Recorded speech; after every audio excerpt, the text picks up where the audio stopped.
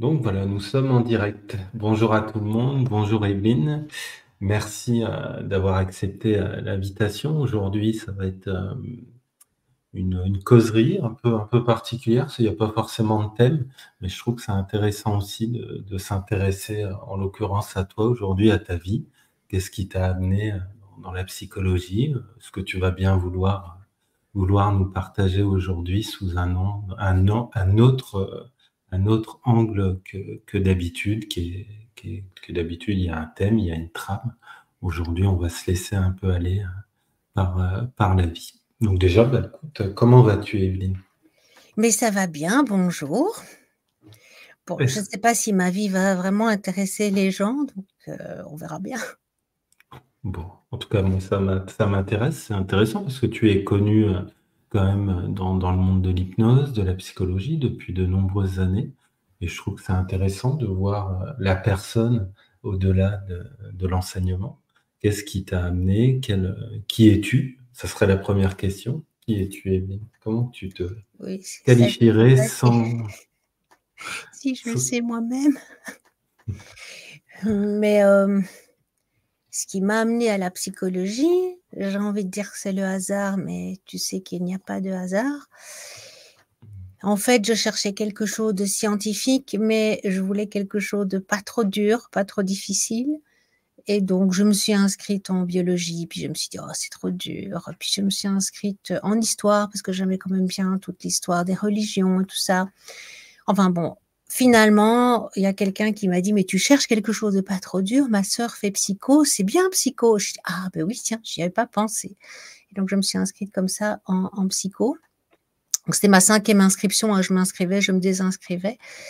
Et puis c'était la rentrée. J'ai pas du tout accroché au début à la psycho, mais plutôt aux branches physiologie, génétique, enfin plutôt les branches médicales. Et puis j'ai eu un prof qui m'a séduit dans ce qu'il disait. Et là, j'étais ferrée. Et du coup, je trouve que c'est sans doute le plus beau métier du monde, puisque j'ai pu changer plusieurs fois de métier tout en restant psychologue. Puisque j'ai travaillé en hôpital, j'ai travaillé en libéral, j'ai travaillé à, à la fac. Et ben, j'ai pu écrire des bouquins, j'ai travaillé 20 ans dans l'humanitaire. Donc, je trouve que c'est un boulot qui est finalement un diplôme qui était bien choisi. Donc là, tu avais quel âge quand tu as commencé à aller dans cette branche? C'était Donc, c'est à juste l'entrée, l'équivalent du bac en France, quoi. ouais, Donc, directement à la fin de mes études secondaires, je me suis donc inscrite vers 18 ans. Oui, parce que pour les personnes qui ne te connaissent pas ou qui ne sont pas au courant, à la base, tu es belge, tu as grandi en Belgique. Oui, ça fait Tu viens 6 ans d'où? que j'habite. Alors, j'habite dans la banlieue de Bruxelles, enfin la banlieue chic de Bruxelles. Donc, quand mes parents sont des gens qui sont extrêmement modestes, et donc ils n'avaient pas du tout d'argent, et ils ont trouvé en rase campagne une toute petite maison, et qui maintenant est devenue la banlieue chic de Bruxelles, parce que Bruxelles s'est étendue, et donc les gens voulant quitter la ville ont commencé à prendre d'assaut la campagne. Et donc maintenant, c'est une région chic, ce qui n'était pas du tout le cas quand moi c'est des Tu champs étais partout. petite. Mhm. Ben justement, est-ce que la petite Evelyne, elle rêvait de quoi quand elle était petite? Ah, bien Alors, avant la psychologie, bien avant, dans quel environnement tu as grandi, si tu veux bien nous en parler. ben, elle voulait être vétérinaire, et elle a bien fait de ne pas faire vétérinaire, parce que les animaux qui souffrent, finalement, je crois que j'ai beaucoup de mal. Mais donc, c'est tout à fait dans le cadre de ce qu'était ma vie, c'est-à-dire c'est l'intérêt pour la nature, pour les animaux. Mon premier drame dont je me souviens, dont je devais avoir peut-être 4 ans et demi, je sais pas exactement quel âge, 3 ans et demi, entre 3 ans et demi et 5 ans, pas plus, c'est qu'il y a un oiseau qui a été croqué par un chat, qui n'était pas mort quand on l'a trouvé. Et bon, évidemment, il est mort de ses blessures. Et ça a été mon premier grand drame. c'est ce décès. Donc j'ai compris ce que c'était la mort, j'ai compris que c'était définitif. Mon père m'a bien expliqué tout ça. Et j'ai pleuré voilà, toute la journée. Donc oui, la nature, c'est... j'ai grandi dans les champs, dans la campagne, et je pense que la nature, c'était quelque chose d'important. Mon père m'a très tôt appris les oiseaux, donc je pouvais reconnaître les oiseaux des jardins quand j'étais très petite déjà. Et je ne sais pas, voilà, je rêvais, je crois, de devenir... Enfin, je rêvais d'abord, quand j'étais vraiment toute petite, d'être facteur, parce qu'on pouvait marcher. Donc, c'est resté, j'adore toujours marcher. Comme quoi, en fait, je trouve que les graines, elles sont là déjà toutes petites. Après, bon, elles poussent pas nécessairement de la façon dont on l'a pensé, parce qu'évidemment, pour moi, je voyais le métier de facteur comme quelque chose de sympa, où on se promenait. Mais le fait de marcher, c'est resté pour moi aujourd'hui important. Et la nature, donc je voulais être vétérinaire. Mais ça, c'est ma passion pour le vivant. Les animaux, pour le vivre. Tu penses qu'on est si proche que ça des animaux? Maintenant, avec ton introspection sur la vie, sur l'être humain,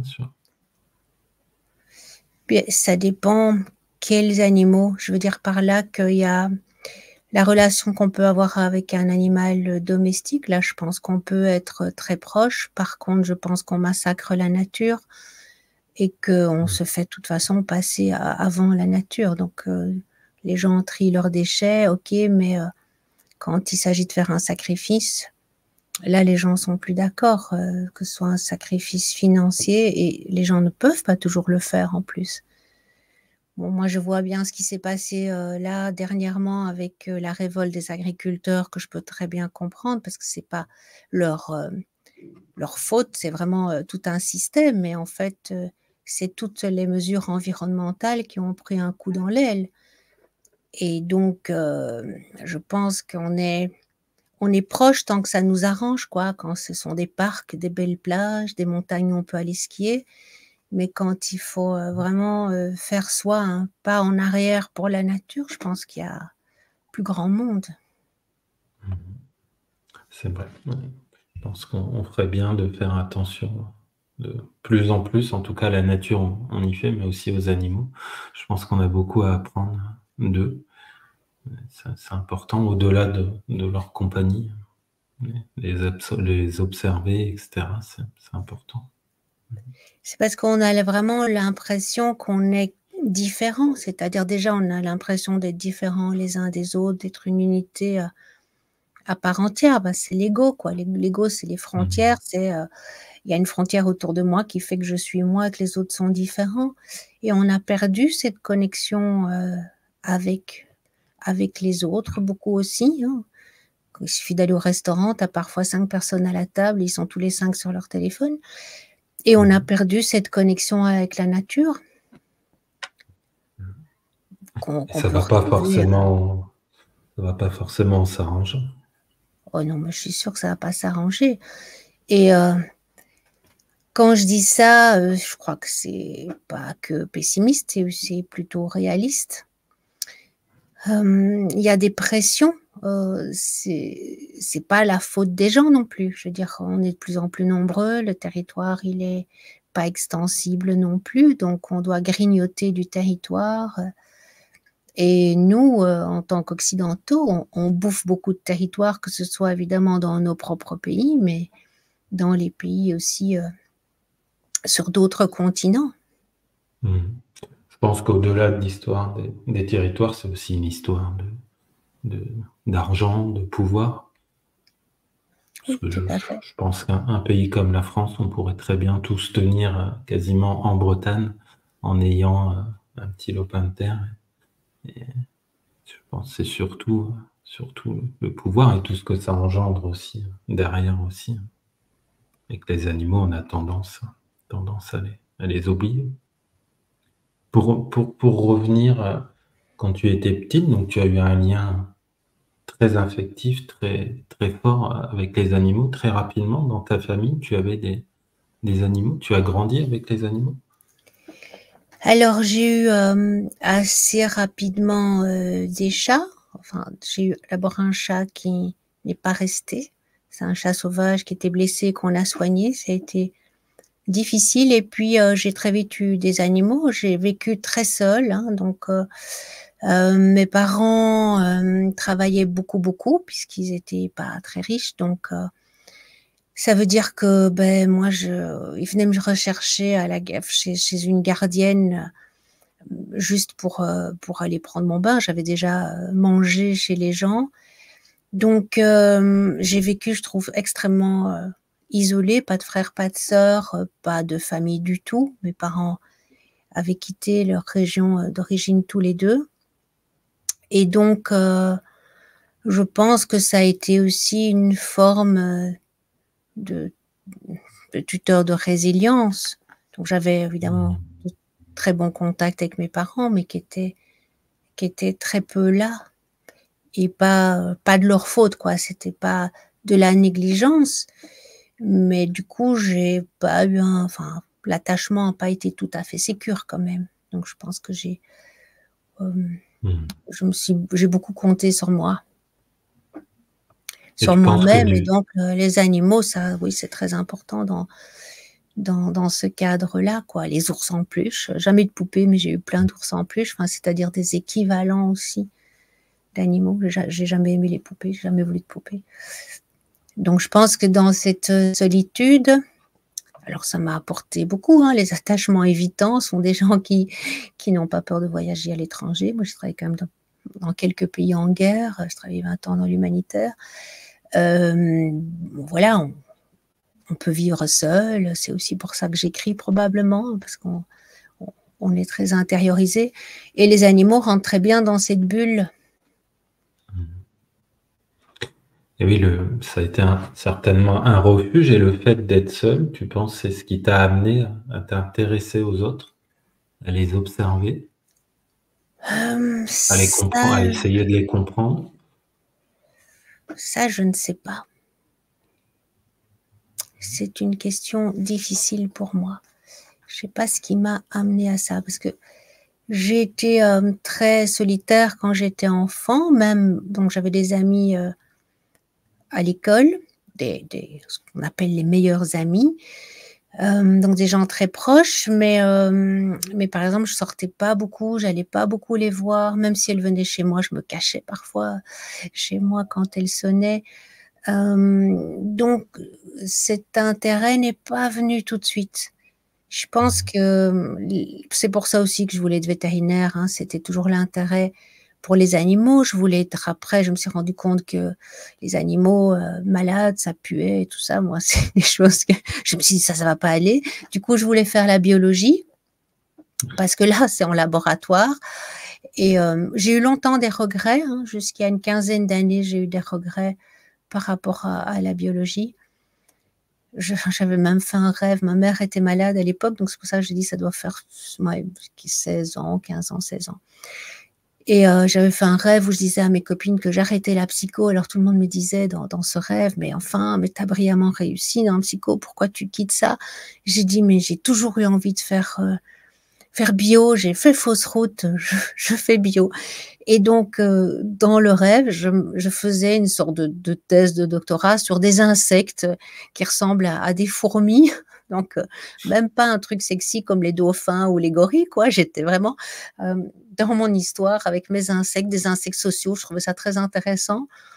Donc, ça reste hein, quand même mon espoir, c'est que si un jour j'arrive à la retraite, c'est d'écrire des livres pour enfants, mais des livres scientifiques pour enfants sur les animaux, mais donc un peu comme Nemo, tu sais, le dessin de Walt Disney, mais avec des informations scientifiques, parce que je me suis rendu compte que les bouquins scientifiques pour enfants, c'était assez chiant, en fait. C'est les bouquins pour adultes, mais simplifiés. Et je trouve que sous forme d'histoire, les enfants s'accrochent à un héros. Et voilà, j'ai déjà pensé raconter l'histoire des anguilles. Donc, il y a toujours cet intérêt quand même pour la bio qui reste. Et donc, le passage, il s'est fait par accident, en fait, hein, quand quelqu'un m'a dit, si j'avais pas rencontré cette copine à ce moment-là, qui me dit, bah, tu cherches quelque chose pas trop dur mais scientifique, il y a la psycho, je sais pas ce que je serais devenue. En même temps, je me dis que tous mes intérêts de l'époque, parce que je m'étais inscrite pour l'histoire, en histoire, je m'intéresse à l'histoire de la sexualité, j'ai quand même donné quelques conférences sur le sujet, à l'histoire du trauma, à l'histoire de l'hypnose. Donc, je me dis que les graines auraient pu pousser autrement. J'aurais pu tomber au moment où la rentrée se passait en étant inscrite en histoire et j'aurais fait une historienne et je suis sûre que ça m'aurait passionnée. Bouquin que je suis en train de faire mais depuis 10 ans, parce que je travaille sur archives comme un historien en fait. Ça me passionne. Donc, à ce moment-là, il n'y avait pas cette histoire des êtres humains. Il y avait l'histoire, il y avait l'histoire des religions, si ça m'intéressait, pourquoi les gens se battaient comme ça, sans doute. Il y avait vétérinaire, bio, et c'est quand je me suis inscrite en psycho que vraiment l'intérêt est venu à ce moment-là. Et un intérêt qui est venu plus tard, c'est plus, plus un intérêt sociologique. C'est-à-dire d'essayer de comprendre les choses, mais plus à un niveau psychosociologique. Donc, moins individuel, aussi individuel, mais par exemple, si je reprends les attentats, si je reprends la Covid, c'est comment une population réagit par rapport à ce genre d'événements. Donc ça, maintenant, c'est quelque chose qui m'intéresse aussi. On voit que rien ne t'a jamais quitté finalement. Tu parles d'histoire, des animaux, tout est resté en parallèle dans ton histoire de vie. Et là, tu es en train de justement d'être une historienne à ta façon aussi. Tu contribues à ta façon, certainement avec le livre que tu es en train d'écrire aussi. Si tu parles de cette jeune fille que tu avais rencontrée, ton amie à l'époque, tu es toujours en lien avec ou tu l'as juste rencontrée à ce moment-là et les chemins...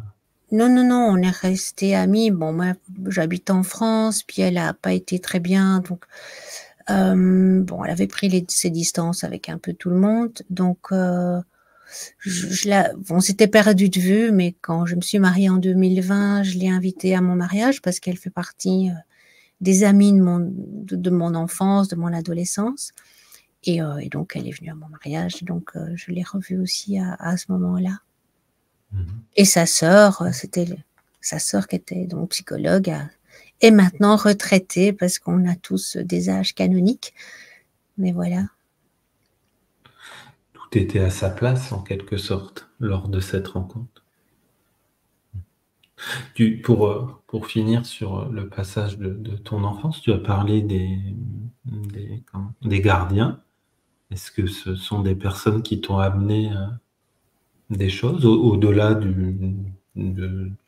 oui, avec des choses traumatiques, d'où probablement mon intérêt pour le trauma. Enfin, quand j'ai commencé à m'intéresser au trauma, je ne faisais pas le lien, mais je pense que les gens qui s'intéressent de façon aussi approfondie que je le fais par rapport au trauma, c'est-à-dire je survole pas la question du trauma.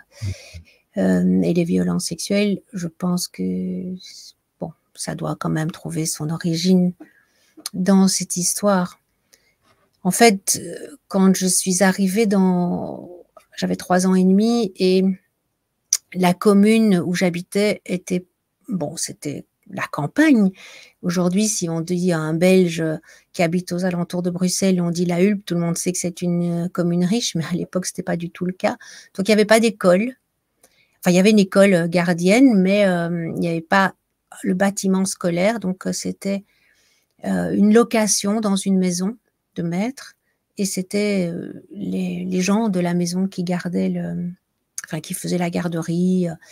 Et c'est eux qui me gardaient après la classe. Et puis, la commune est devenue un peu plus riche. On a construit une école et donc la gardienne a continué à faire la garderie à l'école et donc moi je continue à aller dans cette maison et je me suis retrouvée avec un prédateur, voilà.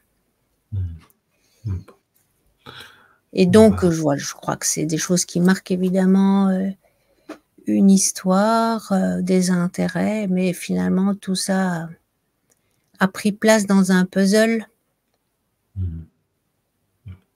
on va repartir quand tu es arrivé à l'université. Enfin, tu as fait tes diplômes en psychologie.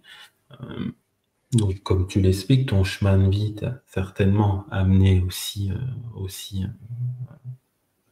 où tu t'es retrouvé en psychologie aussi. Est-ce que, à partir de ce moment-là, tu t'es dit, je vais me spécialiser pour telle ou telle chose? Ou est-ce que c'est venu bien après, justement, les psychotraumas, tout ça? Est-ce que c'est, Bah, ou est-ce déjà, que ça ça a a été pris tout de suite. ça a été Tout de suite, ça a été la clinique, hein. Donc, en psychologie, on pouvait faire, je sais pas moi, il y avait le handicap, il y avait les ressources humaines, il y avait la pédagogie, puisqu'à l'époque, ça s'appelait, c'était les sciences psychologiques et pédagogiques. Donc, il y avait plusieurs options. Il y avait les enfants, il y avait les adultes. Donc, tout de suite, j'ai pris les cours qui étaient les cours de psychologie clinique adulte. Donc, je suis sortie psychologue clinicienne adulte. Et mon premier job, j'étais engagée en fait sur mon lieu de stage, donc en Belgique. En fait, le stage, c'est en ce qu'on appelle le Master 2 aujourd'hui. Et c'était avec les malades du sida, une époque où on n'avait pas de traitement, donc on avait juste des traitements pour les maladies opportunistes. Donc les gens ils mouraient parfois comme des mouches, donc avec des histoires absolument épouvantables. En plus, beaucoup de rejet, d'ostracisme, parce que la plupart des personnes étaient homosexuelles ou étaient héroïnomanes. Donc, il y avait une sorte de double peine pour ces personnes. Donc, moi, j'étais quand même jeune, quoi. C'était, je trouve, avec le recul, euh, ben, une situation pas évidente. Donc là, il y avait le trauma dans la mesure où on annonçait à ces gens qu'ils allaient mourir quand on leur annonçait qu'ils avaient le sida, puisque les gens ne faisaient pas nécessairement des dépistages à l'époque comme on peut le faire aujourd'hui, de façon plus systématique. C'était les tout débuts de la maladie, donc souvent les gens, c'est parce qu'ils déclenchaient une maladie opportuniste qu'on faisait le test, et donc ils étaient donc déjà en phase sida, et donc ça pouvait durer entre 6 mois et 10 ans, on n'en savait rien, mais on leur annonçait quand même qu'ils allaient mourir, donc il y a une sorte de trauma aussi. Et puis il y a le deuil de sa propre vie, puisqu'on sait qu'on va mourir, c'est comment on s'arrange avec la vie, quels sont tous les remaniements psychiques qu'on doit faire avec cette vie qui a une finitude, mais tout le monde le sait, mais là c'est plus précis. Et cette précision fait évidemment qu'il y a tout un bouleversement psychique. Donc ça a été mon premier boulot. Et puis là, j'ai subi du harcèlement sexuel par mon patron. Donc à un moment, mon père m'a aidé à partir de là, parce qu'il s'est rendu compte de ça. Ma mère a eu un cancer, lui a beaucoup aidé, mais du coup, mon père a vu mon patron et a remarqué les choses qui étaient tout à fait évidentes, que je disais depuis déjà un certain temps, mais je n'osais pas, en fait, tu vois, quitter mon job. C'était un job envié à l'époque, puisqu'il y avait très très peu de gens qui connaissaient cette thématique. Donc il y avait quelque chose aussi d'excitant dans ce travail, il faut le dire, quoi. C'était quelque chose de nouveau, on se battait, il y avait plein de recherches scientifiques. Et puis, je suis partie, est-ce que c'est à ce moment-là? Oh, je ne sais plus, mon histoire. Je commence à mélanger un peu tout. Puis, après, j'ai travaillé avec les enfants malades du cancer, donc on comprend aussi mon intérêt pour tout ce qui est deuil, puisque deuil de sa propre vie dans le sida. Alors, bien sûr, il y avait l'entourage, mais il y avait aussi beaucoup de personnes qui se retrouvaient seules parce que les parents n'avaient pas accepté l'homosexualité. On est quand même en 88, hein, donc ça remonte à quelques années. Aujourd'hui, heureusement, les mentalités ont évolué. Pas complètement, mais ça bouge quand même. Et puis donc, travailler avec les malades, les enfants malades. Là, évidemment, il y a les enfants, mais là, pour le coup, l'entourage est quelque chose de très important. Donc là, j'ai été confrontée à tout ce qui est pré-deuil, quoi, des parents qui se préparent au décès de leur enfant. Heureusement, dans beaucoup de cas, on peut les soigner et arriver à une guérison, mais malheureusement, dans certains cas, on se prépare à l'impensable. Donc, il y a eu ça. Et puis, c'est après ça... Ah non, c'est avant. Donc, en fait, après les maladies du sida, je suis partie travailler en ex-Yougoslavie pendant la guerre. Et j'allais une semaine par mois et j'ai commencé à travailler avec les enfants malades du cancer à ce moment-là. Donc, je travaillais 3 semaines en Belgique et je partais une semaine dans la guerre. Donc, là, on est tout à fait dans le trauma. Mais tu vois que déjà, dès mon premier travail, dès mon premier stage, en fait, et le stage avant, c'était que les toxicomanes. Donc les toxicomanes, on n'est pas non plus toxicomanes par hasard, hein, c'est quand même souvent des gens qui ont un passé douloureux avec voilà, des attachements qui ne se sont pas faits de façon sécure. Beaucoup de gens qui ont subi des violences ou des violences psychologiques ou voilà, des parents absents, négligents. Voilà, je pense que déjà, dans ma dernière année d'études en psycho, j'ai baigné dans tout ce qui était deuil et trauma et qui sont restés mes deux qui t'ont suivi. voies. Mais ouais. Tu as commencé dans le dur directement, c'est sur le terrain.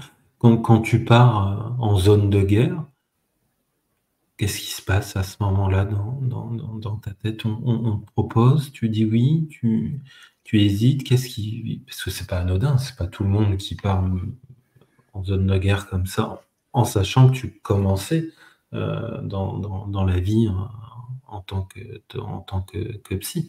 Tu n'avais pas non plus de la bouteille entre guillemets. Donc, quel moment tu te revois, hein? Oui, c'est très très clair ce qui s'est passé. Donc moi, je quittais ce travail où j'étais harcelée.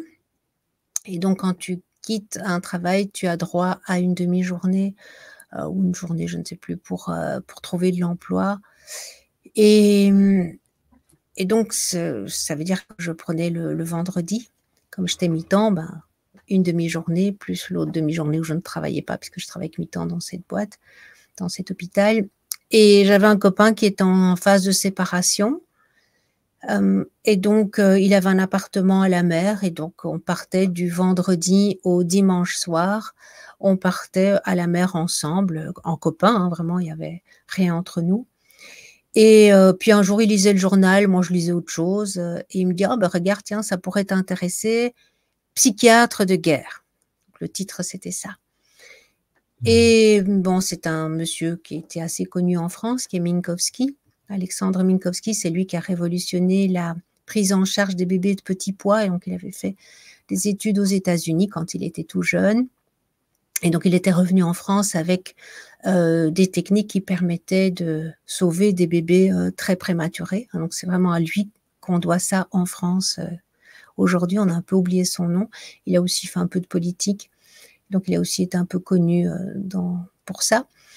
Et c'était lui qui était interviewé dans l'article. Alors, je ne l'ai pas contacté lui, mais j'ai contacté l'association pour laquelle il travaillait. Et en fait, c'est lui qui m'a appelé personnellement. Il venait en Belgique pour faire une émission de télé. Donc, voilà, à l'époque, c'était quand même quelqu'un qui était médiatique et médiatisé.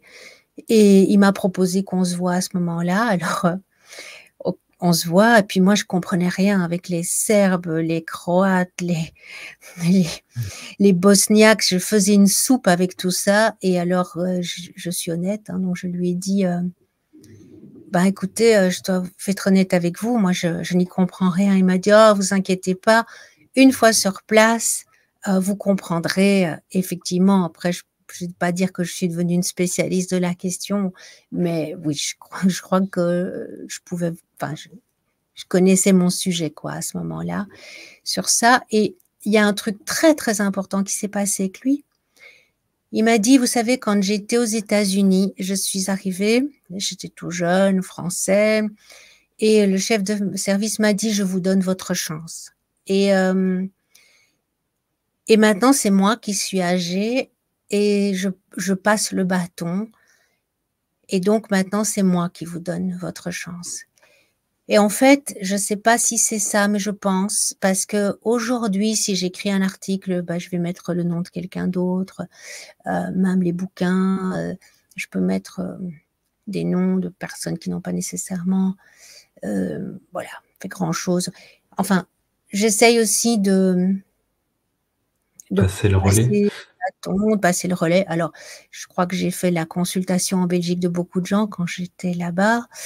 Et il y a des gens qui monétisent. Hein. J'ai des collègues qui demandent un pourcentage sur les consultations, ce que j'ai évidemment jamais fait. Donc, je renvoyais les patients chez des collègues. Donc, je pense que ça m'a beaucoup marqué cette phrase et la confiance qu'il m'a fait aussi. Donc, de me laisser partir quelqu'un qui connaissait effectivement rien à la question yougoslave. Et puis, cette histoire de bâton, de passer le bâton. Et bon, voilà, j'essayais ma petite façon de passer le bâton aussi.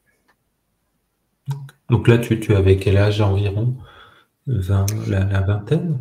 Non, un peu plus, hein, puisqu'on Un peu termine, plus, on a ouais. déjà 5 ans d'études. 24? Donc là, j'avais 29 ans, je crois, parce que j'ai À fêté mes 29 ans. 30 ans. J'ai fêté mes 30 ans quand j'étais en Yougoslavie. Et donc là, tu arrives sur le terrain, en zone de guerre. Ça se passe comment? Enfin, Ben, tu te revois dans l'avion, te dire que tu as signé, et tu pars dans un pays que tu ne connais pas, une langue que tu ne connais pas. ça, je me souviens plus trop. Bon, évidemment, j'étais très stressée. Je me suis très vite, très bien entendue avec mon interprète. Maintenant, j'ai fait ma fête de mariage là il y a très peu de temps. C'était ce mois-ci, hein, donc c'était le 13 mai, je crois. Parce que comme il y a eu le Covid, on n'a pas pu faire la fête en France. Donc, on s'est marié en Belgique, mais on voulait aussi inviter tous nos amis français qui n'ont pas pu se déplacer parce qu'on a quand même 550 kilomètres là où je me suis mariée en Belgique. Et donc, on vient de la faire, cette fête là maintenant. Et donc, on est quand même 30 ans plus tard, puisque j'ai 60 ans, j'ai fêté mes 30 ans là-bas.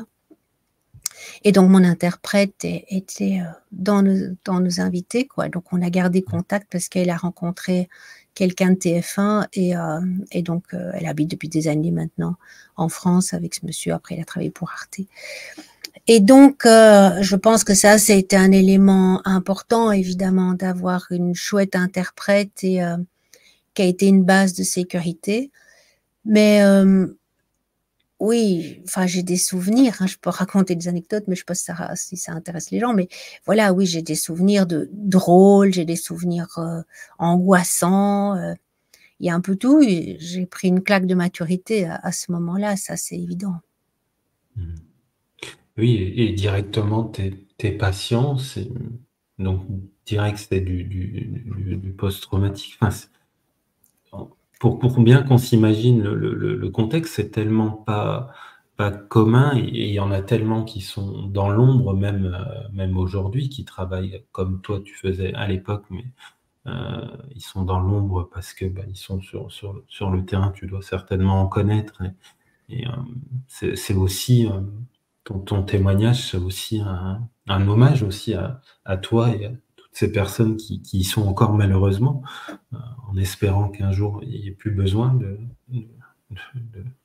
de ces psychologues, de ces psychiatres sur le terrain. Ça voudra dire que le monde est en paix, ce qui n'est pas le cas Ça, j'y crois malheureusement pas, mais aujourd'hui. personnellement, je crois pas que ça arrivera ce jour. Mais oui, donc euh, je travaillais donc déjà dès mon premier travail dans le dur, mon deuxième aussi dans le dur, Et donc, j'ai assez vite fait une consultation. Ça faisait 2 ans que je travaillais quand on m'a poussée. Moi, je me sentais pas légitime. Aujourd'hui, les gens s'installent tout de suite, mais c'était pas du tout le cas à mon époque. On attendait vraiment d'avoir de l'expérience pour se mettre en libéral. Donc moi, après 2 ans, être sortie de la fac, c'était très, très, très rapide. Et c'est quelqu'un avec qui j'ai travaillé. Donc en fait, je travaillais avec les malades du sida, donc à l'hôpital. Et ce monsieur a fondé une association de soins à domicile pour les malades du sida et du cancer. Ça n'existait pas en Belgique, ça existait déjà en France, mais on n'avait pas de soins hospitaliers à domicile en Belgique. Ça veut dire que on s'est vite retrouvé complètement débordé avec les malades du sida et ça pouvait très bien se faire à l'hôpital, mais bon, il fallait pouvoir faire des soins hospitaliers, donc poser une intraveineuse ou des choses comme ça. Et donc, j'ai travaillé aussi un peu avec cette association qui s'appelle Aremis, de soins à domicile, et ils avaient aussi des bureaux de consultation. Donc, il y avait un centre aussi, le centre Aremis. Et donc, j'ai commencé à travailler là. Et bon, oui, je crois que assez vite, j'ai eu des patients pour les traumas, mais j'avais déjà un peu, j'ai envie de dire, une étiquette trauma, puis j'ai fait ma formation en hypnose en 96, donc ça faisait 6 ans que j'étais sortie de la fac. Et là, très très vite, les collègues m'ont envoyé pour le trauma. Je me souviens encore très bien, c'est quelqu'un qui je suis toujours en contact, s'appelle Jacques Maric, qui est hypnothérapeute, psychologue. Et on avait eu une papote comme ça, parce qu'on travaillait dans le même centre, et entre 2 patients. Puis j'avais dit que je m'intéressais au trauma, et puis tout de suite, il m'a envoyé une personne.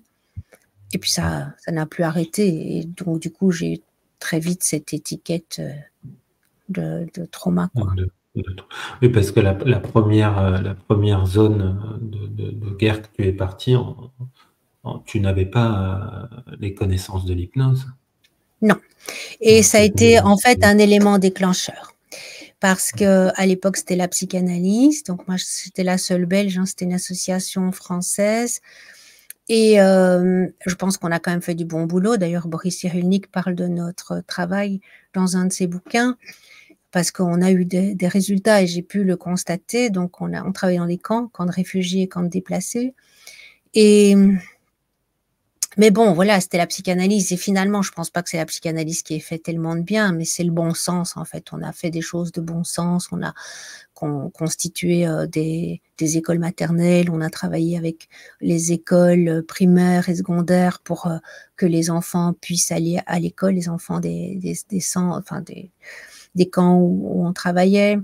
Donc il y a eu, voilà, parce qu'on estimait que les enfants devaient avoir une vie d'enfant et donc pas rester tout le temps collés avec leurs parents. Donc il y a des choses comme ça qui sont en fait de bon sens, mais j'ai eu l'occasion après d'aller dans un autre camp où rien n'avait été fait. Quand il y avait un avion qui passait, les enfants se cachaient toujours en dessous des tables. Donc là, j'ai pu voir à quel point le travail avait été efficace.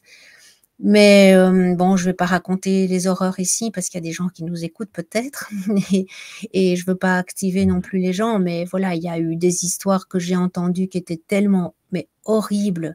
Je me suis dit, mais qu'est-ce que je peux faire pour ces gens qui ont vécu de telles horreurs, quoi, ce qui dépasse vraiment l'entendement. Enfin, on a tous déjà entendu des horreurs, voilà, ça fait partie des toutes grosses horreurs qu'on a pu entendre. Et donc, ça a beaucoup questionné. J'ai beaucoup été dans la psychanalyse. J'ai fait une psychanalyse didactique. J'ai fait les cours. Il y avait des cours de Paris 8 qui se donnaient en Belgique. Donc, je faisais 22 heures de cours par mois. Donc, tout ça en travaillant. Donc, j'avais ce qu'on appelle des cartels. Donc, c'était un N. Enfin, on avait donc 4 personnes et puis ce qu'on appelait un N+1. Donc, un psychanalyste autorisé, j'ai envie de dire, et tous les mois, on avait une après-midi où on faisait, dans le week-end, où on travaillait sur des textes, etc. Donc, j'ai été très fort dans la psychanalyse, mais je crois que j'ai jamais vraiment trouvé ma place. Mais à l'époque, il n'y avait pas grand-chose non plus d'autre. Et donc, c'est quand je travaille avec les enfants malades du cancer, qu'il y a Muriel Fuchs qui est venue demander pour faire un stage, puisqu'à l'époque, quand on faisait une formation en hypnose, d'abord c'était 3 ans, c'était une trentaine de jours par niveau, par an, et plus tous les séminaires d'externes qui venaient, qui comptaient pas dans nos heures de cours, mais qu'on faisait tous. Et si on n'avait pas de patients, on devait faire un stage. Alors elle était psychologue depuis 6 ans, mais elle avait travaillé dans les ressources humaines, donc elle n'avait pas de patients, et elle a demandé pour faire un stage donc à l'hôpital, donc en oncologie pédiatrique où je travaillais. Et mon patron m'a dit, écoute, si ça t'intéresse, tu prends, mais si ça t'intéresse pas, tu l'envoies balader, quoi. Et puis moi, ça m'intéressait, j'ai vu les miracles qu'elle a fait avec les enfants, et comme j'étais en plein questionnement, puisque, je t'ai dit, à un moment, c'était à cheval, je travaillais 3 semaines à l'hôpital et 1 semaine en ex-Yougoslavie. Donc, j'étais dans tout ce questionnement et dans cette inefficacité de la psychanalyse par rapport au gros trauma que j'entendais. Et voilà, c'est arrivé à un moment clé. Et là, je lui ai demandé quelques renseignements. Et il y avait 2 instituts à l'époque d'hypnose en Belgique. Je me suis inscrite dans les 2 parce que j'arrivais pas à choisir. Donc à l'époque aussi, on était vu par quelqu'un, par l'équipe de formation, pour voir si on était accepté ou pas. J'étais acceptée dans les 2 formations. Et puis un des formateurs qui avait aussi toute la formation en thérapie brève, donc je me suis aussi inscrite en thérapie brève. Tout s'arrangeait bien pour les dates, et donc pendant plusieurs années, je me suis formée thérapie brève, 2 fois en hypnose. Et à l'époque, on avait aussi des supervisions, on faisait des supervisions toutes les semaines, à nos frais évidemment. Je veux dire, aujourd'hui, on a beaucoup de possibilités et les gens sont pas encore contents. Moi, j'ai jamais un patron qui m'a offert une formation. J'ai toujours tout payé, tout. Et même les supervisions, par exemple, quand je travaillais avec les malades du sida, c'était quand même très dur. On est confronté à la mort tout le temps, avec des gens qui meurent tout le temps. Eh bien, pour un travail qui était un travail tout à fait salarié, mes supervisions, je les payais sur mes propres deniers. Mon patron, à l'époque, personne ne payait, mais les gens étaient hyper motivés, donc faisaient des formations par conviction personnelle. Et donc, voilà, j'ai commencé à voir que les patients, je pouvais faire quelque chose pour les aider, qu'on pouvait faire des choses ensemble, qui les sortent de la misère psychique dans laquelle ils étaient. Et ça m'a aidé beaucoup parce que à la fin aussi, il y avait le harcèlement avec mon patron, là, quand je travaillais avec les malades du sida, mais il y avait aussi la détresse psychique, en fait, d'être finalement relativement peu efficace. Les gens étaient contents de me voir, c'est pas ça, mais avec les malades du cancer aussi, là aussi, je vais pas tout raconter parce que c'est aussi triste et horrible, mais il y a des parents qui, en fin de vie, m'appelaient pour revenir à l'hôpital parce que ils avaient besoin de moi pour le passage de leur enfant, quoi, vers la mort. Donc c'est pas qu'on se sent complètement inefficace parce qu'il y a une demande, mais c'est sûr qu'après, comme hypno, on apporte davantage. C'est un sacré chemin de vie. On se rend compte que la mort ne t'a jamais quitté finalement. Elle a toujours été aussi en parallèle avec toi. Tu soulevais un point, les horreurs. Malheureusement, aujourd'hui, ils traversent les frontières, ils arrivent dans nos cabinets sans que les personnes soient, en tout cas, moi je le vois de temps en temps avec tout ce qui se passe en Israël, etc. en ce moment, sans rentrer dans les détails, mais encore dernièrement, une dame qui venait me voir et qui n'était pas en rapport avec cette demande-là, mais elle m'expliquait où elle revenait encore quelques semaines avant. Et on voit que c'est impactant, c'est des choses horribles.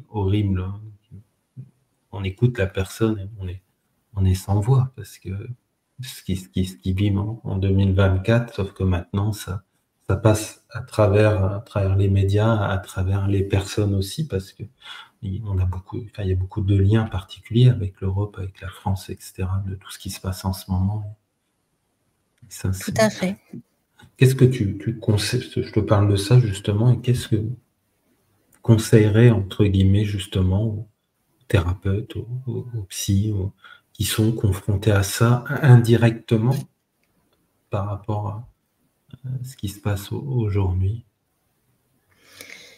Moi, je crois qu'il faut une solide formation, hein. C'est pas, moi, je donne des séminaires de 3 jours, mais c'est pas suffisant. Je pense qu'il faut se faire superviser.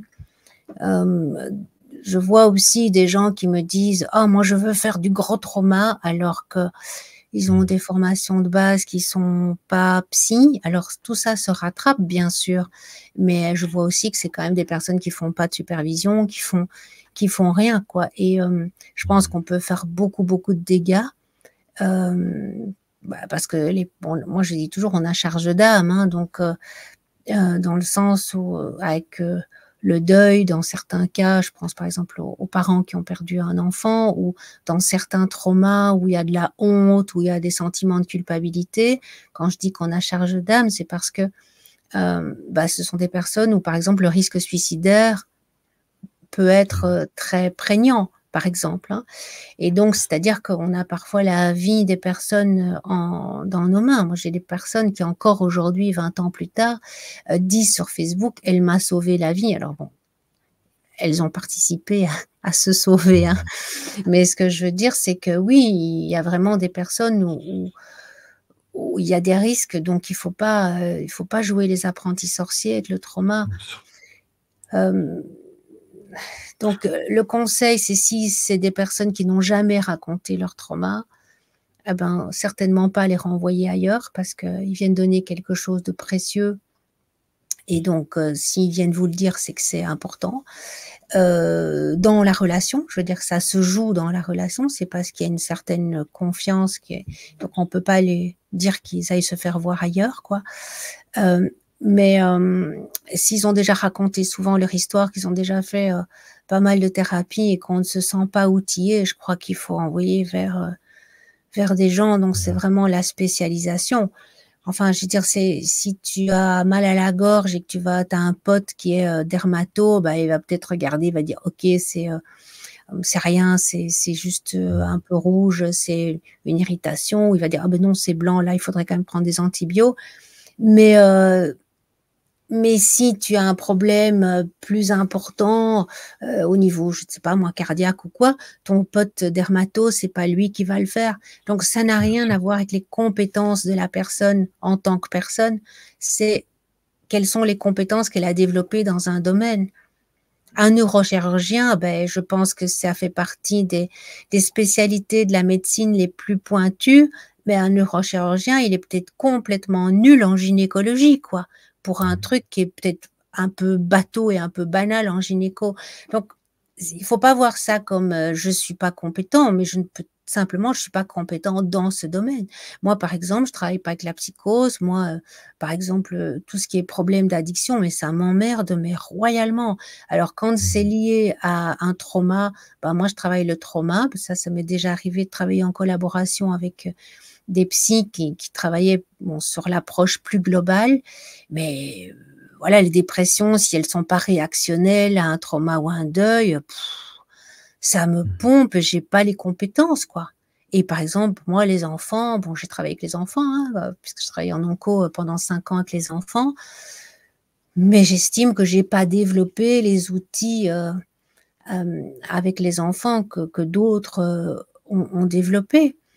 Donc, je pense qu'il faut pouvoir reconnaître les limites de ses compétences et que ce n'est pas quelque chose qui est humiliant de renvoyer chez une personne parce qu'on n'est pas apte, quoi. Ça devrait même être la base. C'est vrai qu'il y a eu il y a encore toute une mode du travailler avec le trauma, en quelque sorte. C'est dramatique de dire ça, mais c'est le cas, hein. On C'est le tout à voit, fait le cas. on le voit, hein, de toute façon, même que ça soit sur les réseaux sociaux ou en parlant, il y a une forme de Graal, en quelque sorte. J'ai toujours eu du mal à comprendre cette perception des hypnothérapeutes. Des fois, ça amène des divergences. Les traumas, ils se spécialisent là-dedans, comme tu dis, ils n'ont pas forcément de background ou autre, et c'est parti. Il y a Parce des que se choses beaucoup. spécialiser, tout le monde peut le faire, hein. Oui, Je veux dire, le neurochirurgien, il peut, s'il a envie bien maintenant sûr. de développer ses compétences en gynéco, il peut le faire. Donc moi, je fais pas de chasse aux sorcières, je fais de la chasse aux vraies Non, sorcières, c'est-à-dire les personnes qui croient qu'elles sont sorties de la cuisse de Jupiter parce qu'elles ont, un diplôme d'hypnose, oui. et qu'elles ont fait 2 ans, peut-être, à 40 jours, ou même pas, quoi. Donc C'est de la voilà, il faut prévention aussi. lire, il faut faire des formations, il faut, faire des supervisions. Ce qu'on oublie aussi, c'est ce qu'on oublie, ce qu'on parle rarement, et ça rejoint ce que je te disais tout à l'heure, les propres traumas de l'hypno. Ce que peuvent amener les clients, les patients sur ça, c'est des sujets très, très tabous, hein, finalement. Quelques-uns en parlent, mais sans plus. Et, et je pense que ça serait intéressant parfois de justement d'avoir, je sais pas si j'entendais la dernière fois dans une autre interview quelqu'un qui parlait de cercle de parole en quelque sorte, où je trouvais ça super intéressant entre les praticiens, etc., de donner la parole sur ce genre de sujet aussi. Parce qu'on n'est pas forcément des fois préparé non plus. Et ça fait partie aussi de notre métier. On se forme aussi sur le terrain, parfois, à entendre des choses. Ça fait partie de la vie. Mais, mais ça à prendre en considération aussi. Et je crois qu'il faut pas travailler dans le trauma tant qu'on n'a pas digéré ses propres traumas. Moi, je me méfie quand même des gens qui disent: «Ah mais moi je connais parce que je suis passé par là». Le risque est de Mmh. projeter, sa propre histoire sur l'histoire des autres, et donc ça, il faut aussi faire quand même, très attention. Mmh. Mmh. Donc en fait, voilà, ça fait partie d'un chemin. Je te dis, moi, j'ai même pas fait tout à fait le lien enfin, j'ai pas fait du tout d'ailleurs le lien au départ. Pour moi, Mmh. voilà, je sais plus comment c'est venu que ce copain m'a pu me dire: «Tiens, ça pourrait t'intéresser». Voilà, donc Mmh. j'étais partie, peut-être c'est ça, mais tu vois, ça n'a rien à voir. J'étais partie pour, une recherche scientifique, de la Commission européenne au Cameroun, où donc j'ai travaillé avec les pygmées, avec, ce qu'on appelait les grands noirs, les bantous dans le enfin, c'est pas moi qui les appelais comme ça, hein, c'est eux qui s'appellent comme ça, entre les pygmées et les grands noirs. Donc dans les forêts tropicales humides, donc c'était un projet, de préservation des forêts tropicales, hein, pour, la communauté européenne, donc c'était plutôt de la psychologie sociale, la représentation de de la modernité, de la tradition dans les populations, qui vivent sans eau, sans électricité, en plein milieu de la forêt. Et je sais pas, je crois que c'est ça, j'avais adoré, j'étais partie, 3 fois, et je pense que c'est ça qui a fait que mon copain s'est dit: «Bah, elle aime partir, elle a aimé cette Ah oui. expérience qui était quand même très différente», et je sais pas pourquoi, j'ai relevé ce défi-là, mais en tout cas, j'en ai pas eu conscience à ce moment-là. Donc quand j'ai dit: «Bah oui, c'est clair que par rapport à mon histoire, le trauma et pourquoi je me suis», mais c'est toujours des accidents. Par exemple, les violences sexuelles, elles m'intéressaient pas moi, aux violences sexuelles. Et Mmh. puis, donc je travaillais pour Médecins sans frontières à l'époque, et j'étais, référent pour, le trauma, et ma collègue pour les violences sexuelles, et puis elle a été virée parce que voilà, elle convenait pas. Elle avait fait du bon boulot sur le terrain. Elle avait travaillé 10 ans sur le terrain, mais au siège, ça passait pas, quoi. C'est un autre genre de job, et ce job-là n'était pas fait pour elle, et donc j'ai repris les violences sexuelles, et c'est comme ça que j'ai commencé. Mais donc moi, c'est aussi chaque fois par accident. Je crois que les accidents et le hasard fait, heu, bien les choses, hein. Schillinger, il a le Mmh. titre de son bouquin, c'est «Par un heureux hasard». Et donc je pense qu'il y a eu des heureux hasards qui ont fait que j'ai emprunté cette voie, mais je pense qu'on peut développer une expertise quand on est passé par un cancer, un trauma, et cetera, mais alors il vaut mieux être patient aidant, quoi. Je ne sais plus comment on appelle ça, patient référent, ou Mmh. voilà, donc mais si on veut vraiment être, thérapeute, je pense que notre histoire, doit avoir été digérée. Elle Oui. continue à faire partie de notre ADN, mais elle est digérée. Enfin, je prends toujours l'exemple, Mmh. si tu manges un morceau de fromage, puis tu le digères, bah, si on trouve des molécules de fromage dans ton sang circulant, ça a très peu de choses à voir avec le fromage, avec ton camembert qui est sur la table. Donc c'est ça, quoi. C'est que ça ne pue plus comme le camembert, ton histoire, que ce soit digéré, que ça circule en toi, mais de façon digérée. Désensibiliser. Oui, ce que tu dis là sur ton parcours de vie, c'est ce qu'on pourrait appeler la sérendipité, un peu. C'est ce fameux joyeux hasard, hein, en quelque sorte, sans forcément le provoquer. Je reviens au pays que tu as fait. Donc, tu as fait plusieurs pays en humanitaire, pas forcément en zone de guerre. Tu as fait aussi de l'humanitaire. Quels sont ces pays? Tu veux bien nous les évoquer? C'est pareil, c'est pas tous les jours que des psys, en tout cas, ils sont dans l'ombre. Alors, je vais sans on les doute rend- en oublier. Mais donc, il y a eu la Yougoslavie, le Cameroun, puis il y a eu aussi la Russie. J'ai eu la chance de travailler dans les prisons en Sibérie. Hein, ça, c'est quand même Ah oui. assez exceptionnel. Je travaillais au Libéria, au Congo, au Rwanda, au Burundi, au Burkina Faso, au Vietnam, au Pérou. J'en oublie. Ah oui.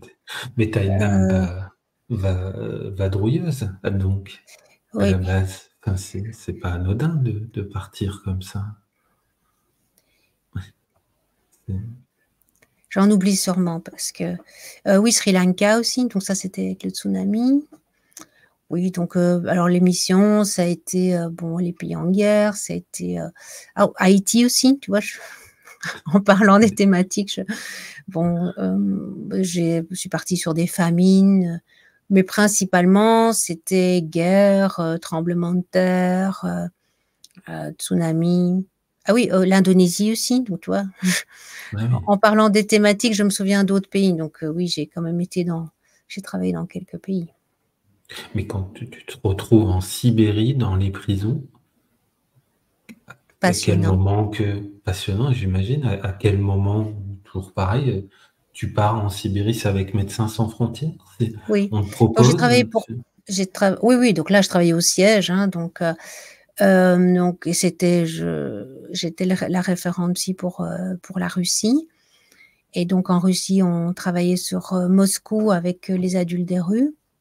Et puis on a ouvert un projet, enfin le projet était là, mais puis bon, moi j'ai dû partir sur la Sibérie. Donc on travaillait dans les prisons, dans une prison hôpital, qui, donc où il y avait que des tuberculeux. Donc tous les gens qui étaient tuberculeux étaient envoyés dans cette prison. Donc c'était une vraie prison, hein, une vraie de vraie. Et bon, ça c'est passionnant pour ceux qui sont intéressés. J'ai fait des petites vidéos sur Poutine et où je ouais. raconte notamment la hiérarchie dans les prisons, parce que ça c'est tout à fait passionnant. Donc entre prisonniers et même entre prisons, puisqu'il y a le roi des voleurs qui est le chef de plusieurs prisons, et donc il y a vraiment en parallèle, il y a l'administration pénitentiaire, puis il y a une autre administration qui est faite par les prisonniers avec des noms spécifiques en fonction de leur grade. Et j'ai mis des photos et tout ça de prisonniers. Donc il y a ceux qui sont considérés comme des femmes, donc qui sont passifs dans la sodomie, actifs dans la fellation, mais c'est pas des relations homosexuelles en fait. Les hommes qui les violent les considèrent comme des femmes, donc c'est eux qui doivent nettoyer les prisons. Ils n'ont pas accès à l'économie de marché de la prison, qui est évidemment une économie illicite. Hein. Mais alors tout ça avec la bénédiction de l'administration pénitentiaire, parce qu'en fait, ça s'autorégule. C'est-à-dire que les prisonniers entre eux, en fait, maintiennent l'ordre. Et donc, voilà, parce que je parle de ça parce que Poutine a un vocabulaire qui vient des prisons, mais à l'époque, il y avait quasiment 40, ses parents, à l'époque de ses parents, c'était presque 40% des personnes, ou même plus, je ne sais plus, je crois que je donne les chiffres dans la vidéo, qui étaient passées dans les prisons. Et donc, oui, c'est des expériences fabuleuses. Je pense que ce sont les plus belles années de ma vie. Donc, je travaille pour MSF, pour Médecins du Monde France et pour le CICR, donc le Comité international de la Croix-Rouge, donc qui travaillent, eux, que dans les pays en guerre.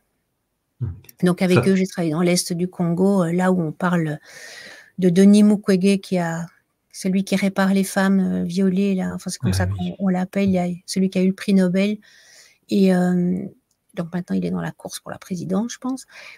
Et donc j'ai notamment travaillé avec lui. Ça te manque, le terrain? Mais oui, en même temps, comme j'étais une vieille humanitaire, les dernières missions, j'ai quand même trouvé que c'était fatigant parce que tu dois être très alerte, réfléchir très très vite et que tes journées sont très longues. À Haïti, par exemple, on se levait vers 5 heures du matin, 5h30 du matin, et nous, on avait les réunions donc avec l'OMS et dans les épidémies. Ah non, c'était pas avec les épidémies. Donc, je confonds avec, tu vois, encore un pays que j'ai oublié, c'est la Guinée. Donc, en Guinée, on avait des réunions avec l'OMS, ça se terminait parfois jusqu'à minuit, donc tu avais 5 heures de sommeil. Et donc, au bout de quelques semaines, tu es quand même assez épuisé, quoi. Et donc, oui, en Haïti aussi, hein, tu es tout le temps mobilisé. Moi, j'avais 2 téléphones. Donc, j'étais... parce que je suis partie avec la première équipe. Donc, c'est quand même des missions. Normalement, on peut pas rester plus de 3 semaines quand on démarre comme ça, parce que quand on va mettre la mission en place, on dort pas beaucoup, c'est extrêmement fatigant. Donc, on travaille 7 jours sur 7. Et bon, il y a des gens qui arrivent parfois à tirer 1 mois, mais plus on peut pas, quoi. Sinon, on se brûle. Au Vietnam, tu vois, en parlant, je retrouve encore des pays. Oui, c'est ça qui est beau. Au Vietnam, qu'est-ce que tu faisais? Le Vietnam, c'était pour l'épidémie de SARS, je ne sais pas comment vous avez appelé ça en France. Nous, en Belgique, on disait l'acronyme anglais SARS, c'est l'épidémie de pneumonie atypique, donc qui était un coronavirus. Donc, c'est le coronavirus précédent qui était quand même plus mortel même qu'au début de l'épidémie ici. Les gens mouraient quand même pas mal. Donc, ça venait aussi de Chine, mais la Chine n'a pas déclaré à l'OMS l'épidémie. Donc, le premier pays à avoir alerté, c'est le Vietnam. Donc, nous, on a démarré au Vietnam. Et quand on était au Vietnam, c'est là qu'on a su que c'était un coronavirus. Donc, les Français avaient analysé. Et donc, on a su que c'était ça. Parce que nous, notre grande peur, c'était que ce soit un virus comme le virus de la grippe, quoi, une influenza. Et donc, on était habillés en cosmonaute. Et enfin, comme tu as déjà vu des images. Et après, il y a une équipe qui est partie sur la Chine. C'était en quelle année, ça, du coup? Oh, je dirais genre 2003. D'accord. Oui, 2003, je dirais 2003, 2004 au plus tard. 2004 au plus tard. Il y a des pays qui t'ont plus marqué que d'autres?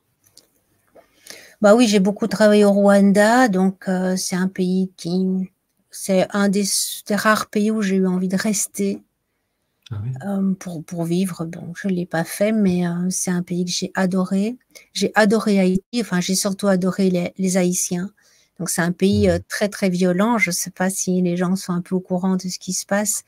Pour te donner un exemple, donc moi, je suis arrivée avec la première équipe, donc il y avait encore des tas de cadavres. Donc, on rassemblait les cadavres au bord des routes et il y avait les camions qui venaient les chercher pour les enterrer. Donc, il y avait des monticules comme ça de cadavres. Et puis, un jour, je suis avec le chauffeur, donc je suis assise à côté de lui devant, et on voit un cadavre, tu sais, vraiment les bras en croix sur le dos, donc on voit vraiment son visage, et à un carrefour, enfin, tu vois, il est vraiment tout son long, et je lui dis, oh, celui-là, il est trop frais pour être une des victimes du tremblement de terre, et en fait, c'était un des chefs de gang. Je ne sais pas si les gens sont au courant dans ceux qui nous écoutent, mais en Haïti, il y a beaucoup de gangs, il y a beaucoup de kidnapping tout le temps, pas seulement d'expatriés d'ailleurs.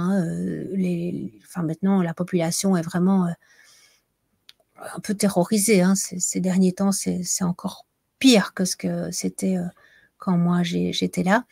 Alors, c'était une période très insécure quand j'étais là parce que comme, ils ont voulu déménager les prisonniers de la prison, tu penses bien qu'ils s'en ont profité pour se faire la malle, hein, et donc il y avait, tous ces prisonniers qui sont des gens de gang qui circulaient, et donc en fait, c'est la gazette locale, quoi, pour qu'il y ait pas de rumeurs en disant: «Mais non, c'est pas vrai, il est pas vraiment mort», hein, qu'on ne fasse pas comme avec, toutes ces stars qui sont mortes et puis qu'on dit: «Non, non, elles sont pas vraiment mortes». Mmh. Eh bien, en fait, on met la personne à un carrefour passant de la capitale, comme ça tout le monde le voit et comme ça tout Ah oui. les choses se disent. Donc, mais j'ai adoré les Haïtiens, enfin voilà, c'est ça, je sais pas, ils sont vifs, ils sont, intellectuellement, ils sont c'est Mmh. et le Rwanda, j'ai beaucoup aimé les Rwandais. Alors, j'ai eu la chance peut-être de travailler en Afrique de l'Est avant, enfin j'ai travaillé en Afrique de l'Ouest avant, mais pas beaucoup. C'est une autre culture, quoi, c'est des gens, moi ils m'ont appris, enfin l'intelligence communicationnelle. On dit souvent qu'ils sont faux hypocrites parce qu'on ne comprend pas, leur façon enfin de communiquer. Il y a 2 niveaux de communication. Par exemple, tu me demandes de faire quelque chose, je te dis: «Oui, je le fais pas». Le blanc, il s'énerve évidemment, hein, pourquoi Mmh. il l'a pas fait? Si tu es un peu africain de l'Est, tu te dis: «Ah, c'est peut-être qu'il est pas d'accord, mais il va pas me le dire». Donc en fait, il te dit oui sur la relation, donc il dit en fait: «Je veux avoir une bonne relation avec toi». Mais non, je le fais pas parce que je trouve que c'est pas une bonne idée. Donc si tu es très fâché, que tu es africain, que tu es rwandais, tu vas aller trouver une tierce personne qui va venir me trouver en disant: «Mais pourquoi tu l'as pas fait?» Ouais. Et moi je vais répondre et ça va se trianguler. Sinon, Mmh. si tu es pas très fâché, tu vas venir vers moi et tu vas me dire: «Je crois que c'était pas une très bonne idée, hein, de te demander de faire ça comme ça, qu'est-ce que», voilà, ouais. Donc il y a 2 niveaux de communication, donc ils t'obligent à être intelligent, les Rwandais, et alors le pays est superbe, c'est fabuleux, c'est fabuleusement beau. J'ai aussi été en Ouganda d'ailleurs, en mission aussi, donc tu vois, s'il y a des pays Ah oui. qui me Mmh. reviennent parce que je pense aussi l'Ouganda, il y a des régions qui sont très, très belles aussi. Finalement, dans ce que tu dis, tu as été factrice à ta façon. Oui. Heureusement, j'avais des ailes Et parfois aux pieds, que je ne vais pas mmh. faire tous ces kilomètres à pied. Mmh mh. Et les animaux, tu les as côtoyés dans ces pays?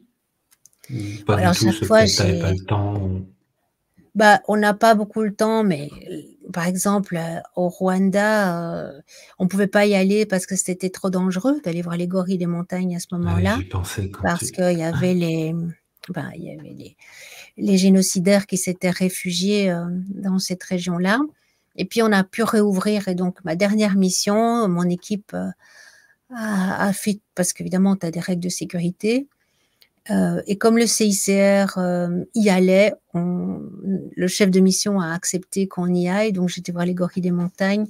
En Guinée, j'ai été voir les gorilles, les chimpanzés, pardon. Voilà, donc au Congo, et d'ailleurs ce sont mes héritiers, hein, j'ai fait un testament, pour les bonobos, et donc il y a une Française, elle est belge ou française, je sais plus, qui habite là-bas, voilà, depuis des années, et qui en fait, récupère les bonobos, et donc ils ont un centre qui s'appelle Lolaya Bonobo tout près de ah Kinshasa, oui. et après, ils vont les remettre dans une très, très grande réserve. Ils ont pu acheter des territoires à Pointe-Noire, c'est dans le sud-ouest, si je ne m'abuse, du Congo, et donc voilà, j'en ai fait mes héritiers puisque je n'ai pas Ah, d'enfants. C'est mes enfants, c'est la nature. Alors comme je dis toujours, c'est une cause perdue, mais il y a des causes perdues pour lesquelles ça vaut la peine de se battre. Et puis si, voilà, oui, j'ai aussi un environnement où je vis dans la nature, mais voilà, en mission, on n'a pas énormément, oui. l'occasion de voir, mais j'ai quand même pu faire quelques petites, choses pour aller voir les Pour, animaux. c'est beau ce que tu fais pour les j'ai toujours été passionné des singes, particulièrement des gorilles. Et il y a un monsieur en France, j'ai plus son nom, mais qui a une réserve. Il est maintenant assez âgé, il est bien connu pour les gorilles. Certainement que tu le connais, tu l'as peut-être même déjà rencontré, ou si tu le rencontrerais, je pense. Il a ouvert une réserve à défaut parce que tous les gorilles des zoos, enfin des singes, surtout pas les gorilles, mais les gorilles, etc. Et il a des gorilles aussi. Je te renverrai ses vidéos, tout ça. Et c'est passionnant comment il en parle. Comme il dit, c'est ses enfants. Il aurait aimé ne pas les avoir parce que ça aurait été preuve que l'humain était bon, mais malheureusement, il les a. Oui. Et les Oui, gorilles, alors là aussi, enfin, le massacre des animaux, le Cameroun, évidemment, moi j'y étais pour ça, hein, puisque c'était ouais.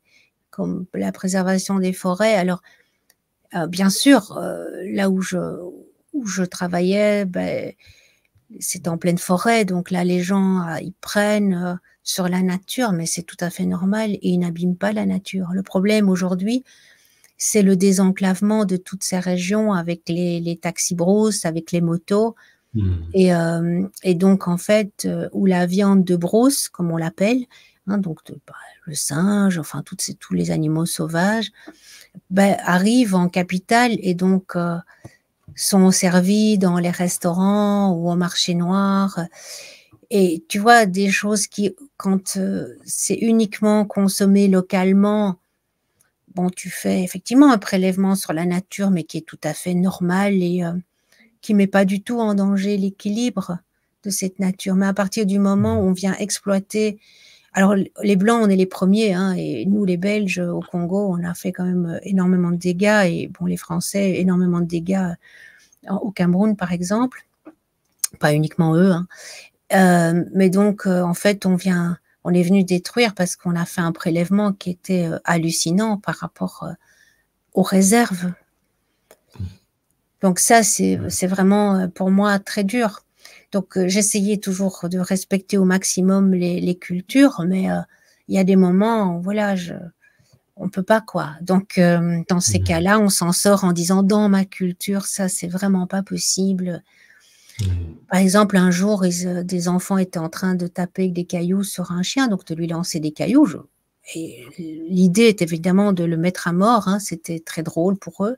Ça, j'ai pas pu, quoi. J'ai commencé à hurler, Hmm. et donc ils ont tout de suite arrêté. Je dis, bon, faut te rendre compte que c'est des endroits où ils voient les seuls blancs qu'ils ont vus, c'est les blancs de notre. Euh, par exemple, au Congo aussi, quand j'ai travaillé pour MSF, c'était une épidémie Ebola.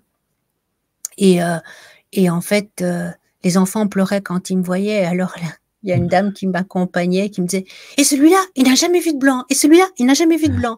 Et alors, il y a le chien qui commence à aboyer aussi parce qu'il avait peur. Et même lui, hein, il n'a jamais vu de blanc. Et en fait, il y en avait qui avaient vu des blancs un an auparavant parce qu'il y avait déjà eu des gens d'MSF qui étaient venus parce qu'il y avait une précédente épidémie d'Ebola. Mais ils n'avaient plus vu de blanc depuis 1960. Hein, donc, c'est parfois des régions excessivement reculées dans lesquelles on va. Ebola, c'est toujours dans les forêts. Donc, c'est des endroits où les gens n'ont pas vu beaucoup d'hommes. Et au Cameroun où je travaillais, c'est en pleine brousse, quoi. C'est vraiment les gens qui vivent de façon complètement traditionnelle, comme les peuples premiers, quoi. Enfin, sont des peuples premiers qui vivent dans la forêt, les,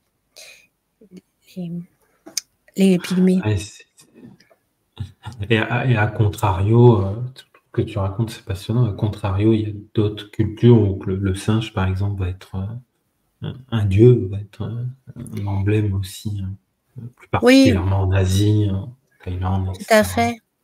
Mais par exemple, en Asie, le rat peut être un dieu, Ouais. le chat, mais c'est un peu la Mhm. même chose en fait. Au Cameroun, tu vas avoir il y a plus de 200 ethnies au Cameroun et chaque ethnie a son animal tabou. Donc, il y en a qui peuvent pas Mhm. manger de tortue, mais dans le village à côté, c'est une autre ethnie, ils bouffent de la tortue. Il y en a, c'est l'hippopotame. Enfin, donc ils ont chaque fois des tabous alimentaires sur un animal qui est affilié de façon symbolique à leur ethnie. Mhm. Puis après, bon, comme tu dis, c'est très culturel. Pour Oui. un sujet qu'on n'a pas forcément abordé, la spiritualité dans tout ça. dans la vie, Alors, qu'est-ce que bah, c'est moi, c'est très large, hein. ouais, je viens d'un bain qui était athée, donc mes parents ne sont pas croyants, et l'université où j'ai été, on bouffe du curé, comme je dis toujours. Donc, puis bah, il s'est passé des choses pour moi, notamment quand je travaillais en ex-Yougoslavie, donc où j'ai eu, mais moi, j'étais pas du tout prête, hein. Il y a des gens qui trouvent ça très sympa, moi, j'ai pas trouvé ça sympa du tout. Où j'ai appelé ça une illumination, mais donc où j'avais le temps n'existait pas, le présent, le passé, tout était en un, l'espace-temps, enfin, c'était pas du tout ce qu'on croyait, avec des formules mathématiques très complexes, donc je comprenais tout, sauf qu'après, je savais plus rien du tout. J'avais juste, me restait quelque chose que j'avais vécu, mais moi, j'ai pas bien vécu ça du tout. J'avais rien fait pour ça, donc je pense que c'est aussi le trauma, hein. Je pense qu'on a des effractions parfois à cause d'être baigné dans des événements très traumatiques, chaotiques, de la guerre. Heureusement, j'avais mon interprète dont j'ai parlé tout à l'heure. Elle faisait du Reiki. Personne ne connaissait le Reiki à ce moment-là, mais personne, hein. On est en 92, personne ne connaissait le Reiki en 92 chez nous, en France ou en Belgique. Et elle m'a beaucoup aidée avec le Reiki pour me rééquilibrer parce que je pleurais. J'ai pas été à la réunion à 9 heures du matin pendant 2 ou 3 jours, alors que je n'avais jamais raté une réunion. Enfin, donc j'ai eu beaucoup de mal avec ça. Puis voilà, les choses sont passées. Puis j'ai eu parfois quelques petits dons de voyance, mais toujours en public, comme si ça devait me dire tu ne rêves pas, quoi. Et donc les gens qui me disaient pourquoi tu dis ça, je dis je ne sais pas pourquoi je dis ça, et paf, après la chose arrive, mais devant tout le monde, quoi. Donc une fois c'était devant 6 personnes, une fois c'était devant, je sais pas, 50 ou 80 personnes, je sais pas combien on était. Et finalement, j'étais la bête de cirque à qui on faisait parler. Je disais tout sur tout le monde. Enfin, c'était hallucinant. Mais après, chaque fois, tout ça s'est un peu refermé. Puis, ben, il y a eu, quand j'ai commencé l'hypnose, hein, des patients qui disaient ma grand-mère est là ou mon fils est là. Et puis, je dis, ah, ben, qu'est-ce qu'ils ont à dire? Mais de façon, je dirais, comme on le fait en hypnose, quoi. C'est-à-dire, je ne crois pas qu'il y a un défunt qui est là, mais et puis en fait, je remarquais que ça avait des effets thérapeutiques hallucinants. Et je le dis parce que, tu sais, les patients, ils arrivaient, ils pleuraient quand ils pensaient à leur défunt, et puis là, je veux dire, ils y pensaient en dehors de la séance et avec des émotions de détresse, et puis là, tout d'un coup, dans cette séance-là, ils y pensent et ça ne provoque pas de la détresse, mais au contraire, ça provoque de la sérénité, ça débloque les deuils, etc. Et donc voilà, du coup, après, je me suis un peu plus permise, et donc j'ai, comme je dis toujours, invité les défunts puisque eux s'invitaient eux-mêmes. Mais donc voilà, le chemin de la spiritualité, ça a été... Alors j'ai eu un patient, je l'ai eu hier au téléphone, enfin par Zoom, j'avais envie de le revoir. C'est un patient donc qui était tout à fait en dehors de ses croyances sur une vie après la vie, ou sur une conscience différente. Enfin, pour te dire, c'est un grand banquier, enfin un grand financier international. Donc il a été directeur d'une banque, mais pas d'une agence, hein, je te parle d'une banque. Donc tu vois le niveau. Bon, il était expert pour marier des banques entre elles, tu sais, quand des banques fusionnaient. Donc je veux dire, pour te dire, il traduit des poèmes en chinois, en arabe et en sanskrit. Alors qu'il est au départ financier. Donc maintenant, il est à la retraite et donc il fait ça. Donc tu te rends compte, il parle sanskrit, chinois, anglais, flamand, enfin néerlandais, enfin bon, c'est une tête. Et il nous est arrivé quelque chose avec lui où une voix nous a parlé et nous a donné tout un enseignement, mais pendant très longtemps. Et pendant, je crois, au moins, je sais pas, je dirais 3 ans peut-être. Je dis à la grosse louche comme ça. Et hier, je l'avais recontacté parce que j'avais envie de savoir comment... Il était venu pour un psoriasis, hein, donc strictement rien à voir. Et on a reparlé, par exemple, d'un truc amusant. Je me souviens, parce que enfin, la voix nous a dit des choses horribles aussi. Hein. À un moment, la voix lui a dit tu as été Mohamed et Moïse, et ton interprétation de mes paroles, à travers les textes qui ont été écrits, tu vois lesquels, hein, la Bible et le Coran, eh bien, on fait beaucoup de morts et beaucoup plus à venir. Donc, on était à l'époque, je sais pas, 2002, 2003, hein, donc je te parle il y a quand même très longtemps. Et bon, il est plus venu pendant 3 mois parce qu'il avait trop peur, quoi. Tu vois, en fait, c'est comme Dialogue avec l'ange. Moi, j'ai jamais voulu Et le lire, en mais tout fait, le monde tu parles là m'en depuis. parle. J'allais te Parce que c'est demander. aussi plein d'humour et tout ça. Enfin, Oui. c'était très riche. Et donc, pendant 3 mois, il vient pas, et puis il reprend rendez-vous parce qu'il avait de nouveau un petit peu de psoriasis, un tout petit peu, mais voilà. Et il me dit, mais on ne va pas sur des trucs. Je dis, oh, ok. Donc, on commence la séance et il voit un coucher de soleil. Et la voix nous disait, ben moi, c'est comme les bandes dessinées. Hein. Je vous montre des images et les émotions, c'est comme les bulles et comme les phylactères. Quoi. Donc, c'était comme ça que ça démarrait. Et la voix me parlait à moi. Hein. Donc, au départ, la voix me parlait qu'à moi, pas à lui. Et la voix me dit, je lui montre un super coucher de soleil sur Mars, et lui, il pense à son bouton sur le nez. C'était extraordinaire, quoi. Donc, tu vois, c'était plein d'humour comme ça. Et tu vois, donc c'est quelqu'un, évidemment, ce patient, je l'ai plus vu, on se demandait, on sait plus trop, mais il y a peut-être plus de 10 ans que je le vois plus, hein, 10, 15 ans. Donc je crois qu'à prescription, on peut devenir, on se vous voit, enfin on garde, c'est très, mais bon, on a pu parler d'épigénétique, on a parlé de tas de sujets. Mais donc, il dit, parce que lui, évidemment, il cherche du coup. Mais il cherche dans les deux voies, quoi, quelque chose qui serait spirituel, une conscience qui serait supérieure, et puis, ben, en fait, de neuroscientifiques qui disent, mais en fait, notre cerveau a évolué. Avant, les gens, ils entendaient des voix. Hein. D'ailleurs, il suffit de regarder les textes indiens ou les textes des anciens qui disent Dieu m'a parlé.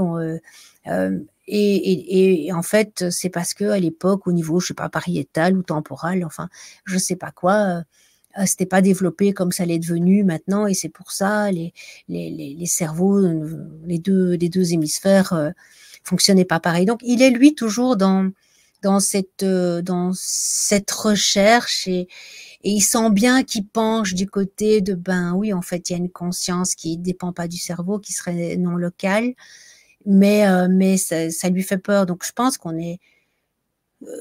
moi, je suis peut-être un petit peu plus aux avancées maintenant, mais je reste quand même étonnée, sceptique.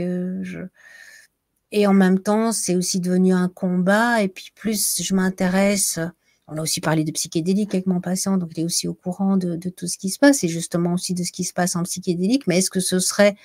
parce que les zones de notre cerveau fonctionneraient différemment, je ne sais pas.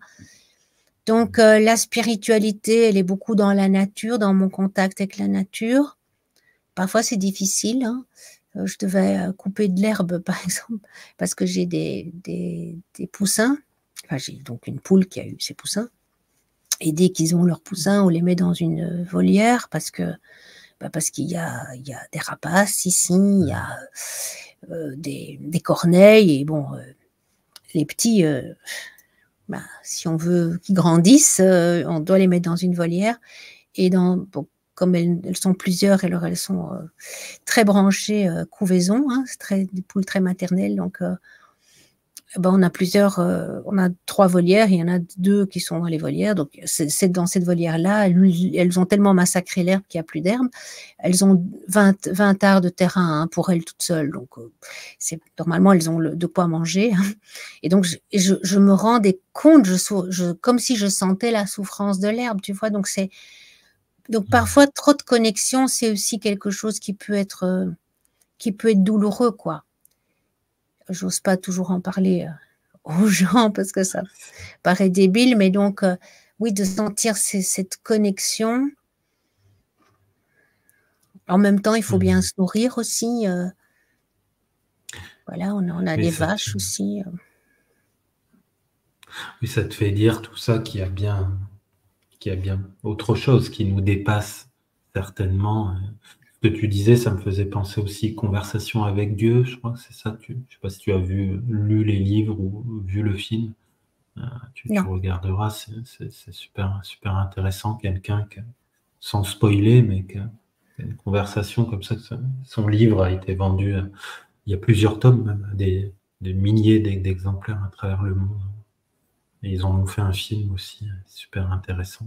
Ça lui a un peu tombé dessus, un peu par hasard Ah ben aussi. nous, ça nous est tombé dessus, hein. Donc là, par exemple, j'ai voulu me dégager de ça. Alors pour le moment, je suis poursuivie pour dérive sectaire et phénomène d'emprise par une Ouais, nana qui ne me connaît pas du tout, mais qui a vu mes vidéos sur YouTube.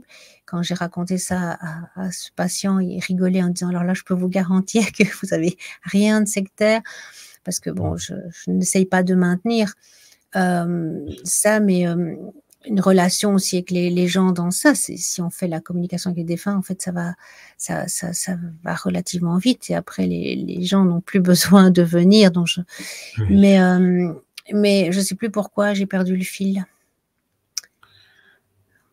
Bon. Par rapport à que c'est arrivé Ah oui, comme ça, voilà, et donc ce sans la patient, j'ai voulu provocation. m'en débarrasser quelque part, entre guillemets, par rapport à cette thématique-là, hein, pas du tout par Ah oui. rapport au psoriasis, mais quand les premières choses qui sont venues, et puis il est ressorti un jour en disant, mais très mal, hein, en disant: «Mais vous me faites de moi un médium, mais qu'est-ce que c'est?» Enfin, il avait pas du tout envie, moi j'avais pas envie, et j'ai pensé à l'envoyer chez un autre thérapeute qui était plus branché dans ce genre de choses, qui était une copine à moi. Et la voix nous a répondu: «Non, non, pas de question. Vous n'avez pas été choisis par hasard et donc vous allez être transformés par l'expérience, tous les 2, mais donc c'est hors de question». Et c'est pas moi qui entends les voix, c'est pas moi, je suis pas le médium qui Oui. dit à mon patient: «Ah non, non, non, vous devez rester pendant 3 ans chez moi à faire des séances régulièrement». C'est la voix que lui entendait, hein. C'est pas moi C'est qui l'entends. retranscrit. C'est retranscrit. Et puis comme tu évoquais tout à l'heure, de toute façon, dans ces contacts défunts, il faut voir les résultats que ça amène, le bien-être. Et là-dessus, que ça soit symbolique ou non, la question ne se pose même plus. Enfin, toi qui as certainement peut-être des milliers de personnes que tu as pu accompagner dans ce domaine, on le voit. Tu parlais ils retrouvent la sérénité pendant la séance. Parfois, moi, je me suis vu, la joie, des fous rires, 10 minutes avant, 20 minutes avant ou la séance d'avant, ils étaient dans des deuils chroniques ou des deuils, très profonds, et c'est vrai qu'on reste sans voix, c'est le cas de le dire. Et Tout à fait, dans le temps, ça dure dans le temps parce que ces personnes-là, et ça dure ils dans le vont temps. bien. Ils repartent même avec une connaissance, j'irais pas dire une chance, mais une connaissance de quelque chose, enfin qu'ils ont vécu à travers ces contacts. C'est ça qui est fou. Je me suis vu revoir des personnes pour X raisons après, 2 ans après, où l'histoire, enfin le deuil n'est plus d'actualité entre guillemets. Enfin, bien sûr que la personne a le manque, etc. Mais on le voit dans le regard de toute façon. Alors c'est Ah oui, j'ai une difficile à patiente, quantifier, ouais, que je montre dans mon séminaire, sur le EMDR, hein, communication avec les défunts en EMDR. Et puis bon, là, ça se termine, donc elle a perdu son enfant de 2 ans, et alors, elle me dit comme ça à la fin, je lui demande pas, je lui pose pas de questions, c'est elle, spontanément, elle me dit: «Je sens que je dois dire quelque chose à la caméra». Je dis: «D'accord, faites». Et alors elle dit à la caméra: «Mais regardez, je sens que mon visage a changé», et moi, j'avais vu son visage se transformer.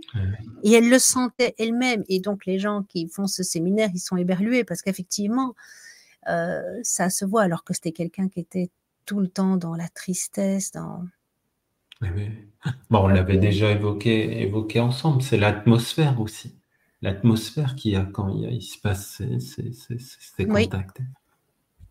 On pourrait tout se à poser fait. la question, ou au début se dire: «Mais c'est nous qui», enfin, c'est moi par exemple qui suis Oui, et puis parce que je pense à ça, donc du coup, je crée cette atmosphère. Mais à un moment donné, il y a toujours ce petit truc qui se passe, hein, cette petite bulle qui est différente des séances plutôt classiques.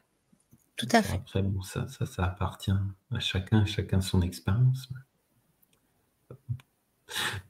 Comment tu vois l'avenir de la thérapie, de l'hypnose, avec ton expérience maintenant, quand tu te retournes sur ton chemin de vie Ben moi, j'ai au un peu proche? peur, je vais t'avouer.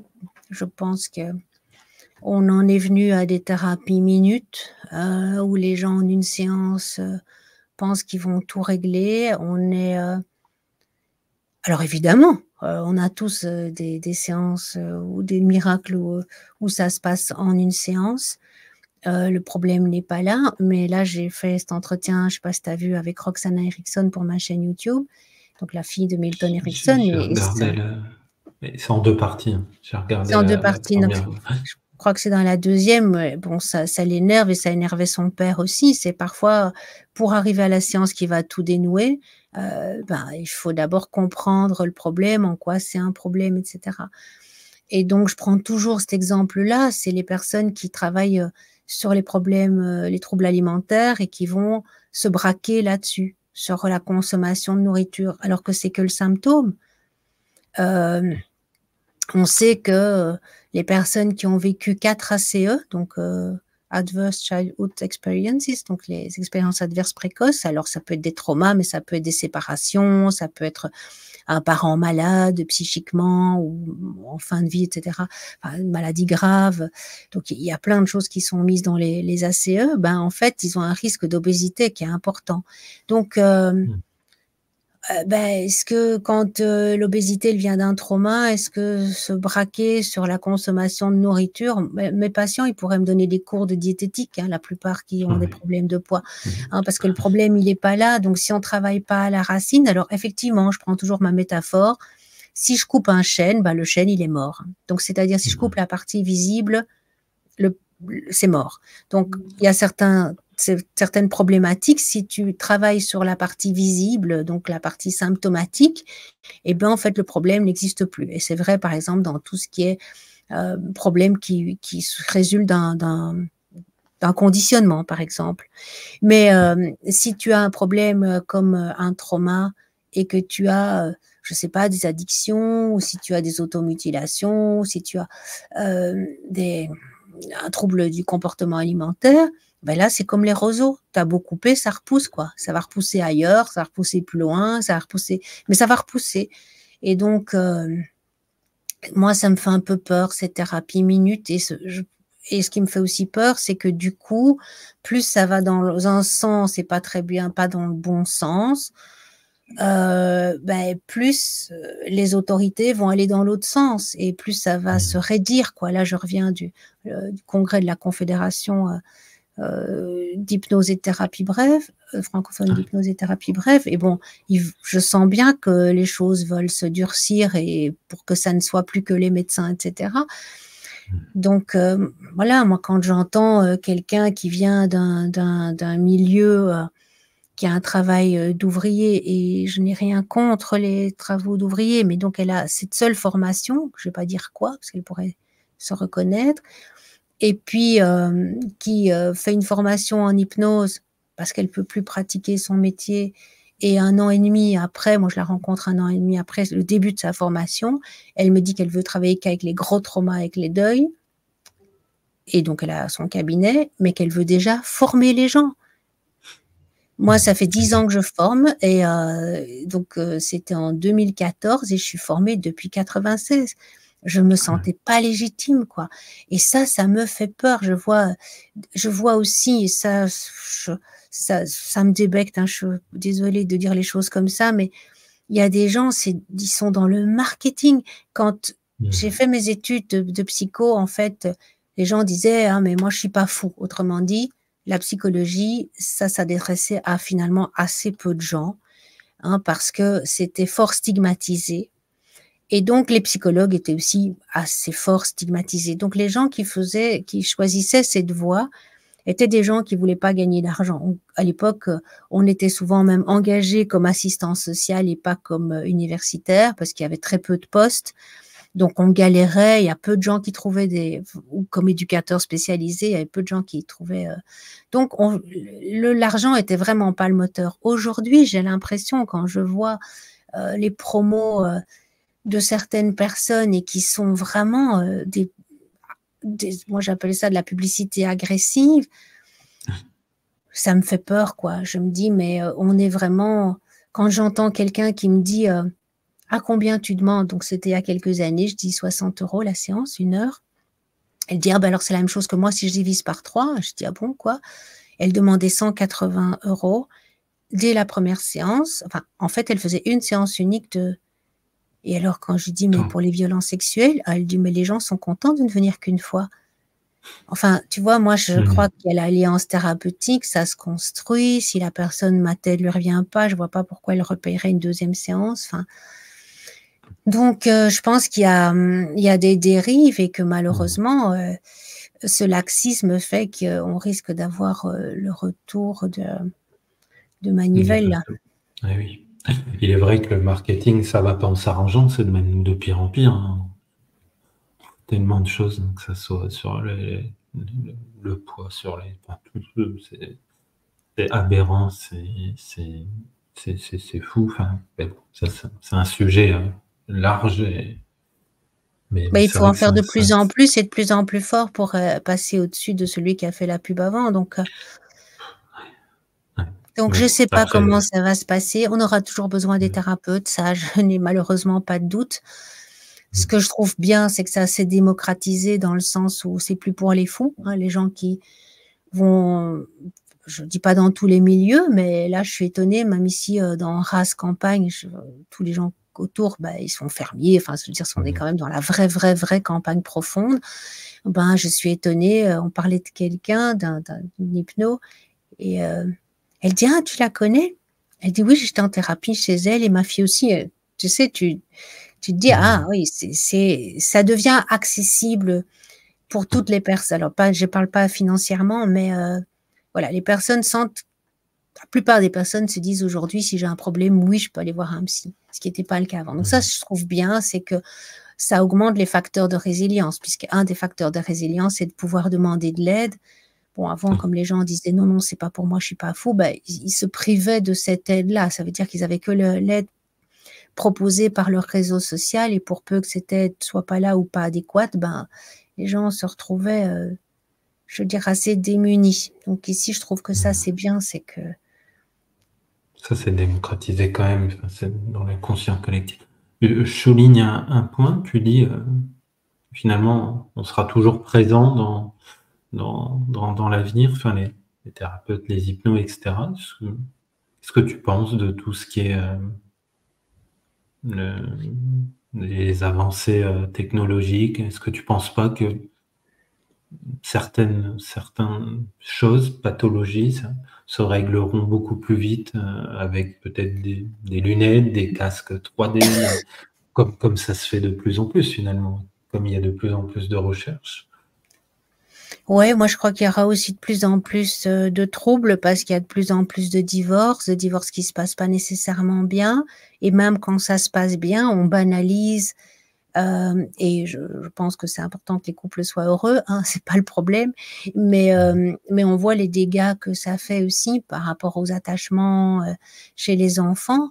Moi, j'ai des amis qui travaillent comme psychologues dans une école française, par exemple, le nombre de tentatives de suicide, etc. Enfin, des gens qui sont un peu laissés à l'abandon parce que les parents se sont remis avec d'autres personnes, puis ils ont eu d'autres enfants, et puis les papas et maman se sont remis, ils ont tous les deux un nouvel ou deux nouveaux enfants, et lui se retrouve balle de ping-pong.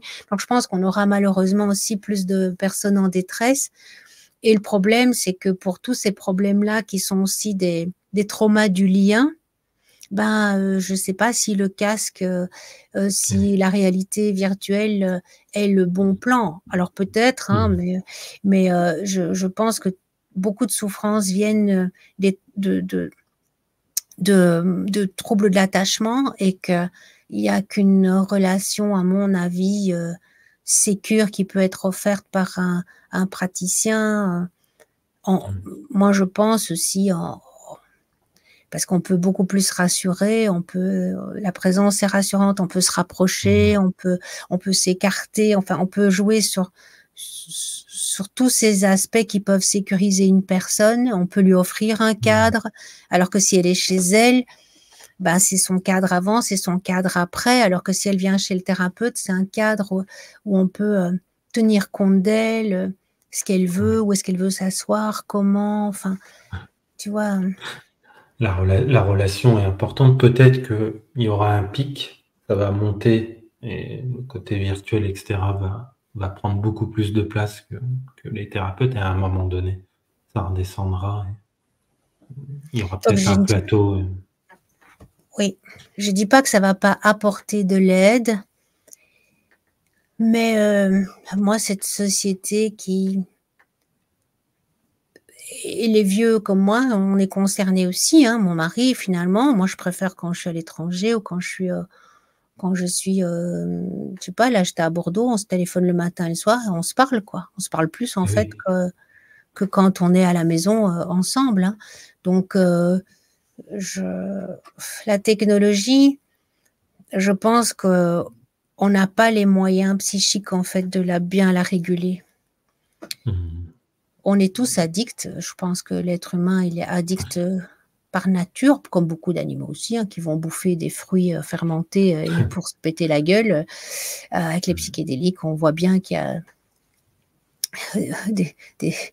les dauphins qui se prennent des poissons psychédéliques, etc. Donc, je pense que c'est pas que nous, hein. Mais là, c'est la porte ouverte à beaucoup j'ai envie de dire d'impasse. Donc, Oui, je puis sais pas très bien où on va.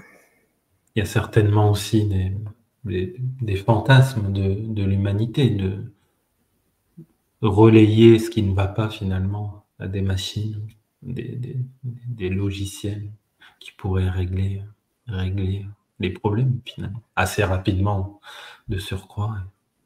Mais je pense Mais tant mieux, qu'on va hein, vite tant mieux si ça redescendre. peut se faire. Sur certaines choses, oui, mais pas sur tout.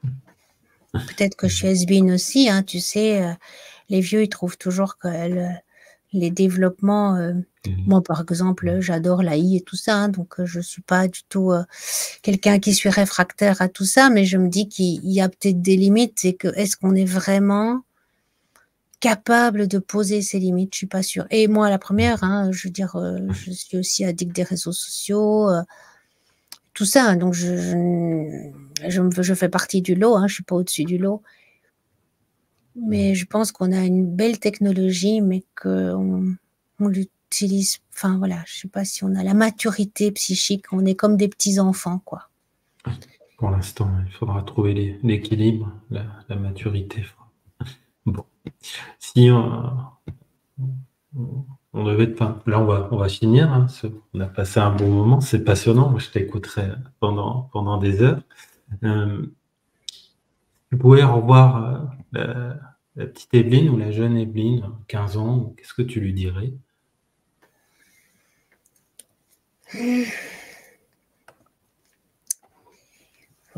Bah, si elle a 15 ans, je vais lui dire je vais lui dire de toute façon qu'elle va naître à 20 ans, parce que je trouve que je suis née à 20 ans, quand j'ai commencé à m'éclater à la fac. Là, j'ai commencé à aller mieux, parce que j'étais moins contrainte. Je trouve que tout ce qui est lycée, collège, on est trop contraint, ça me convenait pas du tout. Je me suis énormément ennuyée.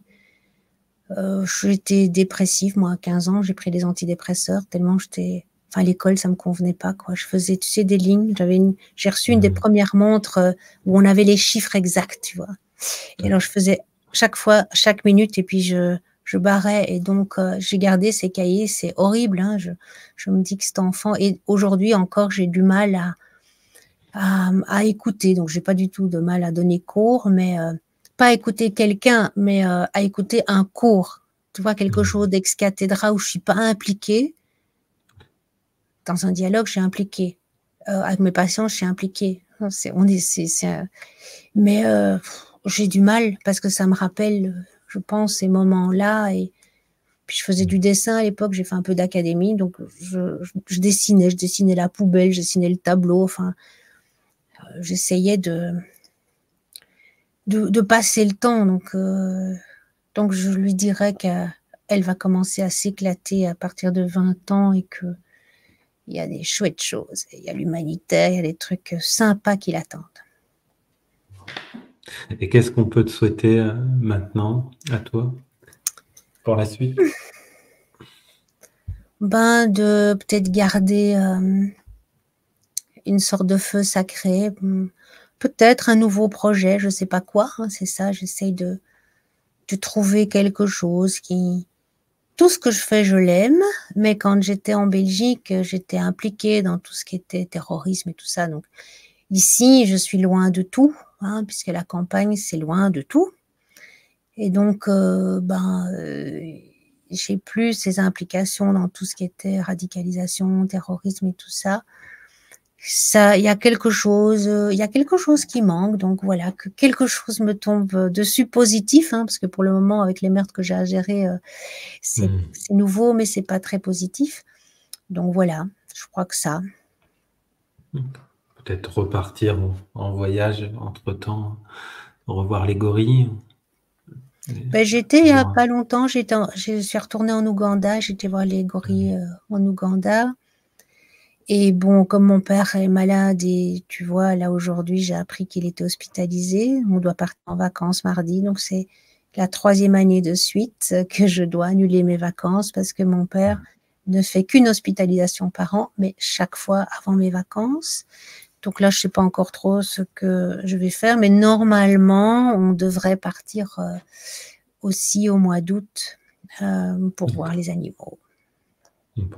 Bon, on te souhaite plein de bonheur pour la suite. Merci beaucoup. Ouais, merci d'avoir pris le temps, d'avoir partagé ce moment. Moi, j'ai trouvé ça passionnant. Donc, j'espère que ça passionnera les autres. En tout cas, on voit que tu as eu 1000 vies dans une vie. Je suppose qu'il y a plein de choses qu'on n'a pas parlé, qu'on aurait pu parler pendant plein de temps encore. Donc, peut-être une autre fois continuer. Et je te souhaite plein de bonheur pour la suite. Merci à toi aussi plein de bonheur. Et merci pour ton invitation. Je te remercie. À bientôt. À bientôt. À bientôt. Au revoir, Amy.